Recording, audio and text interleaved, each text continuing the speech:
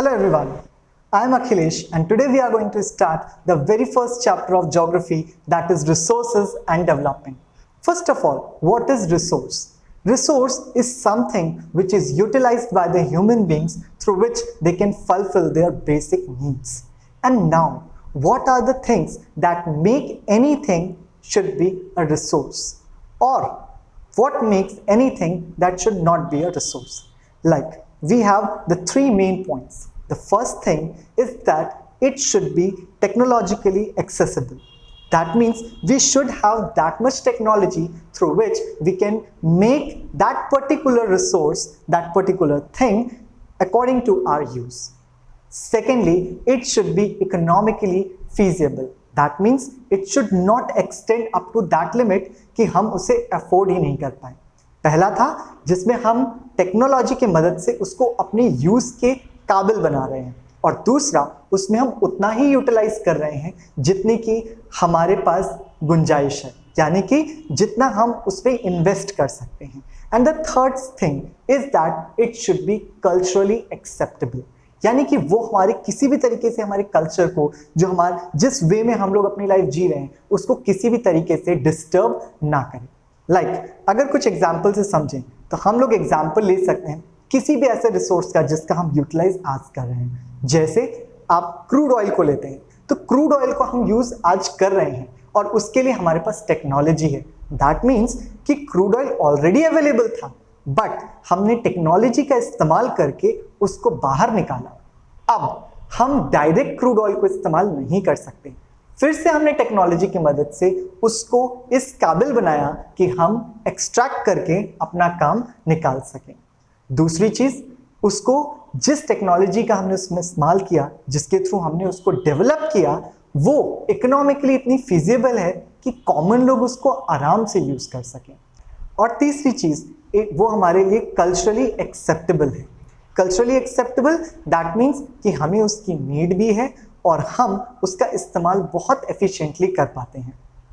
अब चलते हैं दूसरी तरफ, जहां पर हम देखेंगे कि हम किसी रिसोर्स को कैसे यूटिलाइज करते हैं. जैसे सबसे पहले कि फिजिकल एनवायरनमेंट, वो हमारे फिजिकल एनवायरनमेंट में अवेलेबल है. ये हमारे लिए बहुत ज़्यादा ज़रूरी है कि उसको हम इजीली एक्सेस कर पाएं. वो हमारे लिए अवेलेबल होना चाहिए एनवायरनमेंट में.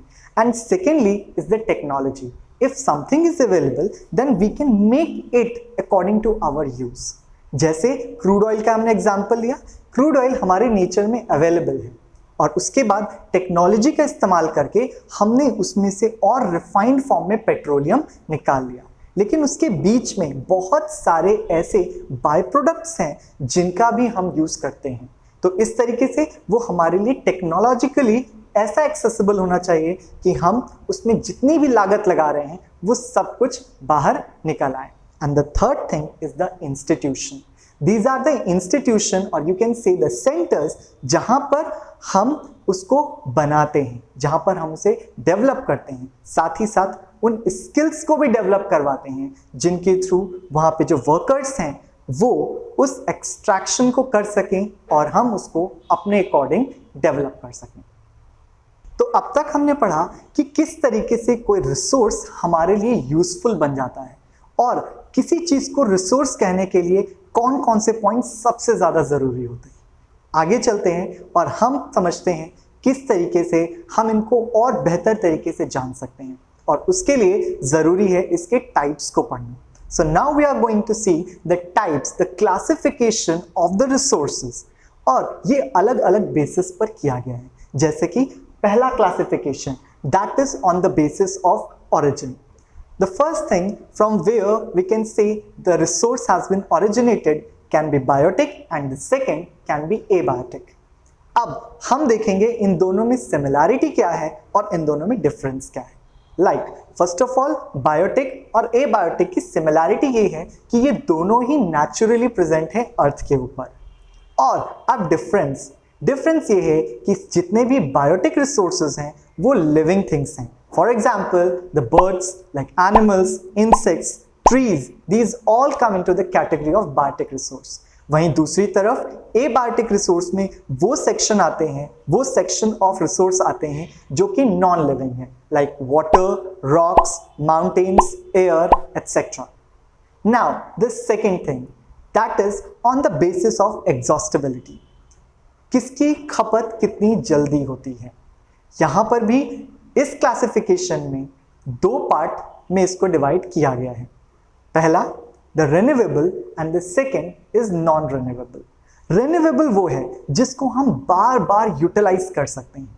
फॉर एग्जाम्पल वाटर हम लोग यूटिलाइज करते हैं, उसके बाद वो नदियों में, नालों में बह जाता है और जाकर के समुद्र से वापस मिल जाता है और इवेपोरेट होकर के फिर से वो पानी के रूप में बरसता है आकर के. तो ये बन जाता है रिन्यूएबल रिसोर्स. वहीं दूसरी तरफ आपका आता है नॉन रिन्यूएबल रिसोर्स लाइक कोल और पेट्रोलियम, जो कि एक बार अगर खत्म हो गया तो दोबारा हमें नहीं मिलेगा. Okay. So after the exhaustibility, the third category that comes forward is of the ownership.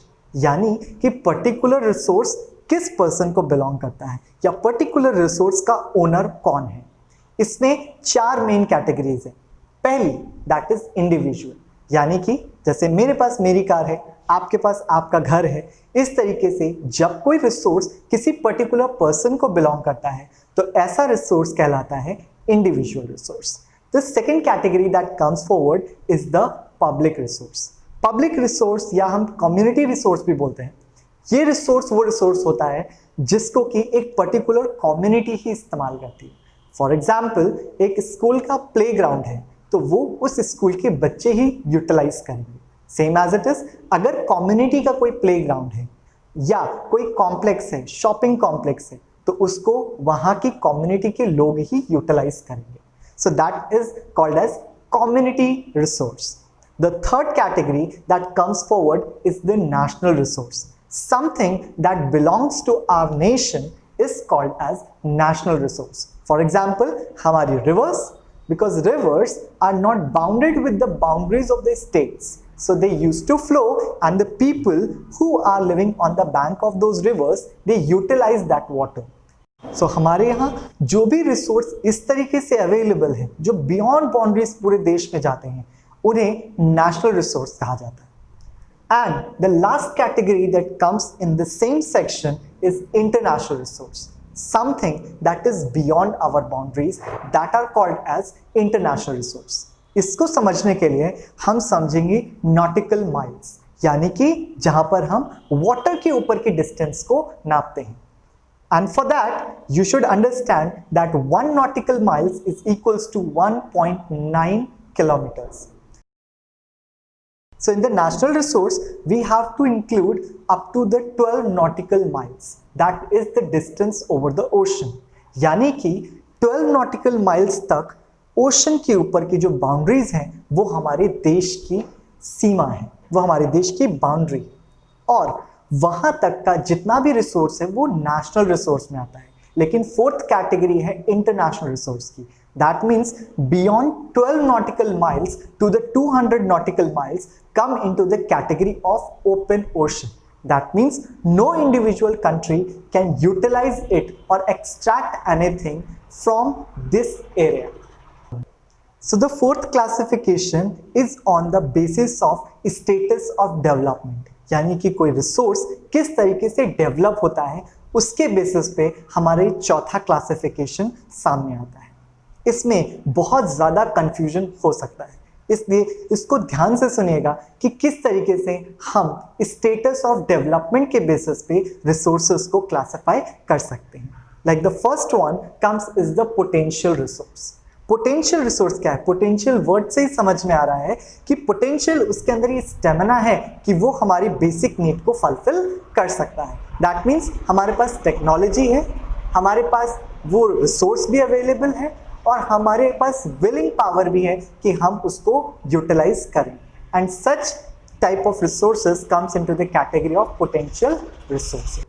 So the example of potential resource is like solar energy. We have lots of solar energy, we have lots of technology so that we can utilize that solar energy and make it useful for us.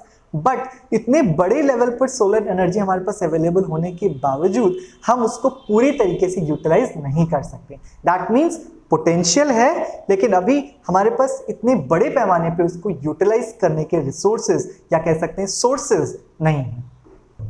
So under the status of development जो second आती है वो है हमारा developed resource. As you can see कि नाम से ही clear हो रहा है ये रिसोर्स ऑलरेडी डेवलप्ड है। जैसे हम कोल की बात करते हैं वो ऑलरेडी डेवलप्ड है, हमें केवल उसको निकालना है, एक्सट्रैक्ट करके उसको यूज करना है। Same as it is when you go towards the crude oil, हमें पता है क्रूड ऑयल अवेलेबल है, हमें उसको एक्सट्रैक्ट करना है और उसको डायरेक्टली यूज करना है। Natural gas it is already available, we just have to extract it and use it. So that is the developed resource. The next classification is of stock. Stock का मतलब है कि कोई चीज हमारे पास अवेलेबल है लेकिन हमारे पास टेक्नोलॉजी नहीं है जिसके थ्रू हम उसको यूटिलाइज कर सकें, या जिस अमाउंट में वो हमारे पास अवेलेबल है हम उसको यूटिलाइज कर सकें। फॉर एग्जाम्पल हम वाटर का H2O, we all know that it has 2 molecules of hydrogen and 1 molecules of oxygen and we can just bifurcate them और हम उसको यूज कर लें, लेकिन ना तो हमारे पास उसकी टेक्नोलॉजी है और ना ही हम उसको यूज कर सकते हैं। तो this type of resource is called as stock resource. So the fourth category is the reserve. As you can understand by the name, the reserve, something that we have reserved. We are not willing to use it right now, but in future, in any situation, जैसे कि सूखा पड़ जाता है या कहीं पे कोई नेचुरल डिजास्टर आ जाता है जिसकी वजह से पीने के पानी की कमी हो जाती है, खाने की कमी हो जाती है, तो इस कंडीशन में हम लोग वहाँ पे फूड भी अवेलेबल कराते हैं, लेकिन वाटर, जो ड्रिंकिंग, सेफ ड्रिंकिंग वाटर भी उनको अवेलेबल कराना ज़रूरी होता है। और उन सिचुएशंस में हम इन डैम्स में जो रिजर्वॉयर है, जो वाटर रिजर्व करके रखा गया है, उसको लेकर के हम उन तक पहुंचा सकते हैं। सो रिजर्व में हम उस रिसोर्स को रखते हैं जो हमारे पास कंप्लीटली अवेलेबल है, but we are not willing to use it right now, we are saving it for the future. So that's all for today. In our next lecture, we will read about the land resources and how we are going to conserve the land. For more informative video, join us on EduSwitch.